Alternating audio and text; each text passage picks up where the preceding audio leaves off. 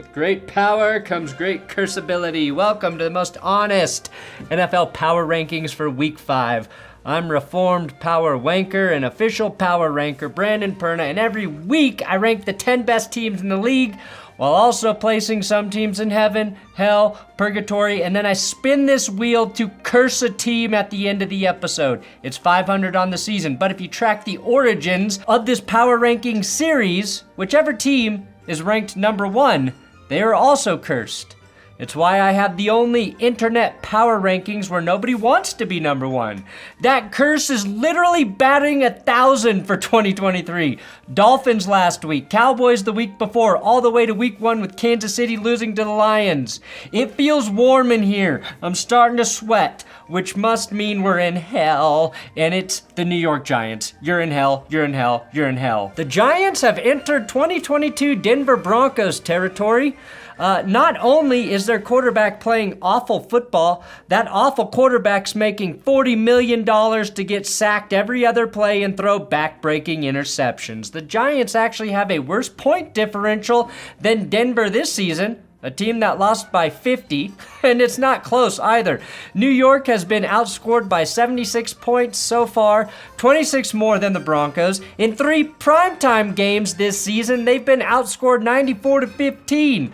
One of those 11 sacks, by the way, was on Paris Campbell, who is now the only wide receiver in the league who has also been sacked this season. New York City is just in football hell. The Jets and Giants are the only 2 teams to not run a single offensive play this season with the fucking lead. The Giants, a team that won a playoff game last year, are more broken than Brian Dable's Microsoft Surface. At this point, I assume the NFL uses Microsoft Surfaces and not iPads because they're cheaper and more durable.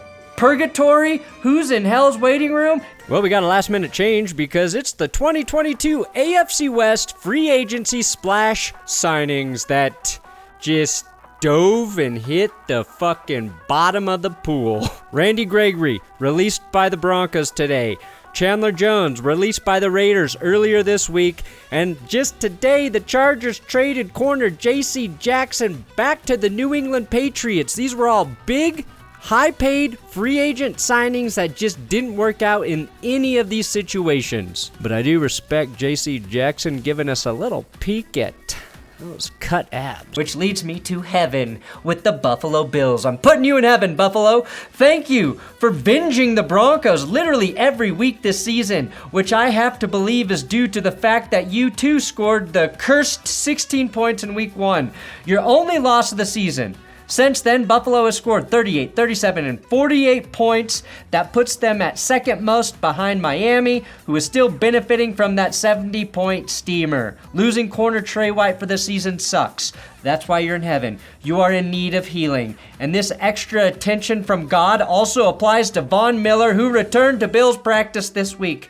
Get well, Buffalo. Today's episode is brought to you by Bear Mattress, which is cool because the only place my team can't haunt me is when I'm sleeping peacefully on my Bear mattress. Look, a mattress is a big purchase, and I would not be promoting something like this if I didn't use and love my Bear mattress. Now, Jess and I have had it since the summer, and we could not be happier. My football life may be a nightmare, but my dreams, oh, they're peaceful. And everyone's sleep preferences are different, okay? So use my link below to go to Bear and take their sleep quiz. That will help you identify which mattress is right for you. Bear's awesome because their mattresses are free from fiberglass. Yeah, other mattresses use fiberglass. And all of Bear's mattresses are Green Guard certified, which means you can sleep safely while knowing there's no harmful off-gassing. The only harmful gas your mattress should have is the ones you emit into it. Now, my favorite thing is that Bear uses Celliant fabric and 3 different premium foams in the bed to keep you cool by pulling heat away from your body. If I'm hot, I do not sleep well. So, use my link below to get 40% off. Yes, 40% off of your Bear mattress, which is the highest discount they have ever offered. And if that's not enough, you get a 120-night sleep trial to make sure you love your mattress and a lifetime warranty. I love it. And if you're in the market for a mattress, I think you'll love it too. Again, my link in the description, use that for 40% off. It expires at the end of the month. Number 11? Yeah. It's one louder, isn't it? Teams here at 11 are brutally close to getting into the top 10, but I couldn't put them in. The Colts, the Rams, the Commanders. Now, I wrote you off for dead, Washington, but hell of a game against the Eagles, and just a nice moral victory. I thought Anthony Richardson for the Colts was as good as any quarterback could be while also completing 44% of his passes and fumbling. We all saw the dime highlight he threw over the middle, but if he can just dial in the accuracy on some of the easier throws, I'll hop back on the Indy train, I promise. The Rams, well, they might be real. We know Puka Nacua is, but you were up 23-0 before letting Richardson and the Colts take you into overtime. People love Puka Nacua so much right now, nobody's giving you shit for blowing a 23-0 lead.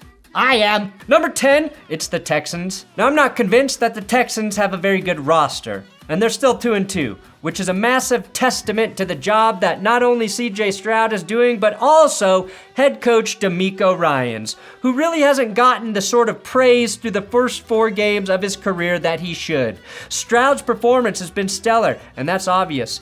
He has the highest passer rating versus man coverage in the NFL this season, and he's one of 6 QBs in NFL history to average 300 yards and throw 0 picks in his first 4 games. He also just turned 22. Shout out Taylor Swift. But I think the biggest reason this team's playing solid competitive football is DeMeco. Number 9, the Buccaneers. Why is Baker Mayfield playing so much better? Is it in-game erections? Is it in-game erections? Because it might be.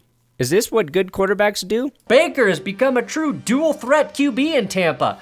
Before becoming a Buck, Baker carried the ball more than 6 times in a single game just once. But this season, he's had 2 games with at least 8 runs. And for a team that doesn't get very much out of their running backs, it's made a huge difference. It's also why he's an upgrade over Tom Brady. But that much has been really obvious. Baker was the 6th best quarterback in terms of EPA per play in week 4, just behind old Russell Wilson. Also, Baker has only been sacked 4 times this season.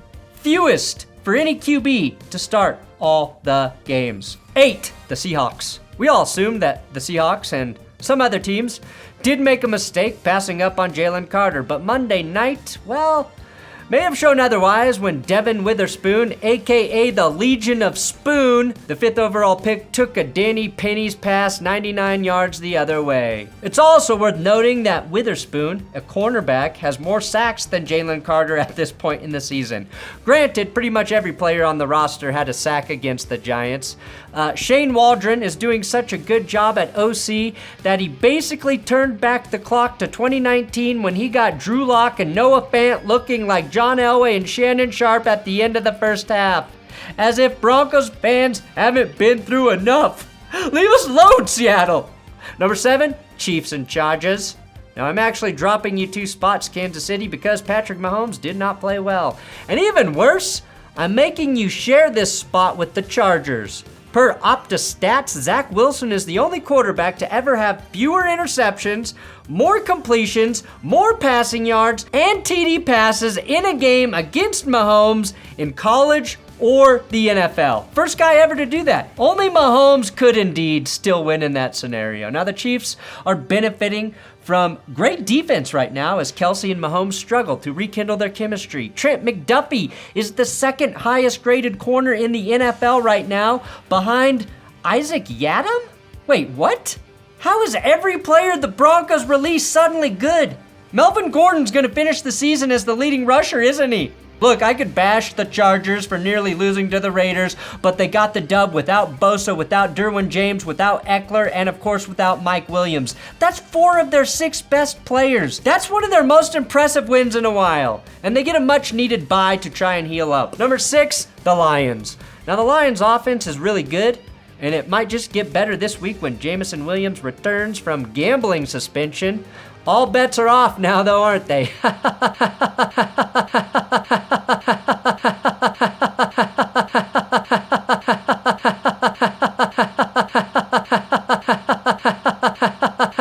Still, Still, I'll take the lower on receiving yards for this week. Now, the offense has gotten a ton of the shine, and rightfully so, but it's time to really start praising the Lions' defense. They are a lot better than they were last year. Through 4 games, the Lions have the top rushing defense in the NFL, allowing just 61 yards on the ground per game.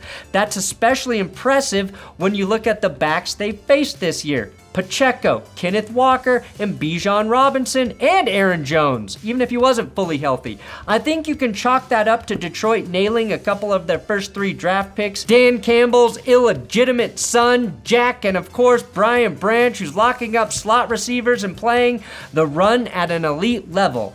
God forbid they start getting Jahmyr Gibbs going, because this is shaping up to be an incredible rookie class after the Lions took a ton of heat on day 1 for their draft. And also Aiden Hutchinson, top in pressure still. Number 5, the Dolphins. All right, the NFL works in mysterious ways. One week you beat a team by 50, and the next you lose by 4 touchdowns. The Bills are essentially the Dolphins' kryptonite, dating back to when Buffalo drafted Josh Allen. The Bills own the Dolphins as much as the Dolphins have owned the Patriots since drafting Tua. Losing center Connor Williams on the offensive line really threw off the Dolphins' rhythm last week, because his fill-in, Liam Eichenberg, had a Pro Football Focus grade of just 4.5. 4.5 for pass blocking. For comparison, if I lined up on the line and just got blown up by a D lineman every play, but managed to just hold on to him while he bulldozed me and just blocked his vision as my lifeless body pancaked to him, I'd have a better grade than 4.5. Really, Eichenberg should be worried at this point that the Giants might already be in the process of trying to trade for him. The Bills also played 2 high safeties most of the game, and it kept a lid on the Fins' offense. Number 4, I've got the Ravens. You might just be the best team in the AFC North, or you might have just played the 140th pick in the draft and DTR, thrown into a starting quarterback job he was not quite ready for. Now, I really want to talk about what a truly healthy Mark Andrews means to the Ravens offense and Lamar Jackson, but here's Mike Tomlin talking about Zay Flowers the way Chris Collinsworth talks about Patrick Mahomes. Zay Flowers, can't say enough about him. Dynamic player. His tangible talents are one thing, and those are obvious. That the interesting component of his calling card is the fearlessness in his play. He is fearless. He runs into dark places at full speed. He's combative in his play. That's the quote of the year. He's fearless. He runs into dark places at full speed. Holy shit. I want Mike Tomlin to eulogize my funeral. He's 13 years older than me, but I'm pretty sure I'm dying first. God, I love you, Mike. Sadly, this is probably the only way the Steelers get into the power rankings. The Cowboy. Number 3, the Dallas Cowboys. Now, I don't know how I feel about the Patriots, but if you give Lord Belichick the worst loss he's ever had as a head coach, you get my respect, Dallas. I'm starting to get excited for second-year corner Deron Bland. The 5th-round man out of Fresno State really stepped up and filled the Trayvon Diggs hole. But at this point, I'm just here to support Dak and his calling out of reporters asking annoying questions. Dak, what was the feeling leaving that locker room last January against those guys? No, I mean, it's obvious. I mean, we're so far past that, to be honest with you, but that's obvious. I mean, you just want to piss me off going into this week, and I appreciate that. I do, actually. I do. Yeah, appreciate that. Appreciate that. Lost drive, you guys. I mean, every day. Every day. Every day, Ty, every day. Is it fair to bring up that loss since the Cowboys play the 49ers this week? Sure. But what was the feeling leaving the locker room after another heartbreaking loss to the 49ers in the playoffs? Not great, Bob. Don't ask questions we already know the answer to. Ask him something like, if you knew with complete certainty, Dak, that you'd get away with it, like 0 repercussions, would you Nancy Kerrigan Nick Bosa this week? See what he says then. Dak's only thrown 1 pick this season, so he should be getting more love for that as well. Number 2, I got the Eagles. The Eagles are 4-0, and it doesn't feel like they're even playing their best football, which should be terrifying for the rest of the NFC. Another week and another game where Jalen Carter has wreaked havoc on offensive lines. He's second in the NFL in QB pressures among interior linemen with 20. Only Aaron Donald has more, and Donald has played 85 more snaps than Carter. We're going to find out just how good the Eagles are this next month because they have the schedule from hell. The Cowboys, the Chiefs, the Bills, the Niners, and the Cowboys again. If they can win 4 or 5 of those games, this might be the best team in the NFL. And they just signed former Bronco Bradley Roby. And what did I say happens when teams sign former Broncos? That guy's really fucking good. Pick 6 for Roby this year coming up. And coming in at 1.5. It's been a while since someone had the balls to do this, but Russell Wilson. Let's put some respect on his name. This man survived an entire year of ridicule and memes, and now he's playing like a top 5 quarterback in the NFL. Nobody's talking about it because the Broncos on defense are really bad right now. But Russ has been pretty damn good. 9 touchdowns, 2 picks, all of these stats. Show the man some fucking love. That's all I ask. And number 1, the 49ers. You can't blitz Brock Purdy because he'll tear you apart. You also can't not blitz Brock Purdy because he'll tear you apart. He's simply so irrelevant, he cannot be rattled. It's possible that the only option is to drop all 11 defenders into coverage. Serious question to 49ers fans. What's their weakness right now? Offense is 3rd in scoring. Defense is 3rd in scoring. McCaffrey leads the league in rushing yards. Purdy's 9.1 yards per throw, second to only Tua. He, Stroud, and Josh Dobbs are the only quarterbacks to not throw a pick this season. I see no weaknesses. Not even this guy. Not even this guy. He's tried to curse the 49ers twice. The only reason your record is 500 is because you tried to curse the 49ers, you idiot. So you have no weaknesses.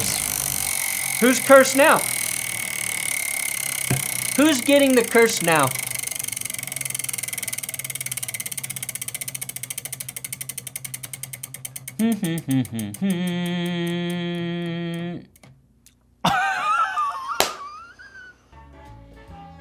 Oh, a double curse because I put the Chargers and the Chiefs here. Now, the Chargers are on a bye, so we're not going to get instant results, but the Chiefs? You couldn't curse the Chiefs last year. Thanks for watching That's Good Sports. Please subscribe here on YouTube for more dumb power rankings episodes and all sorts of football videos. God, I love football. I really do.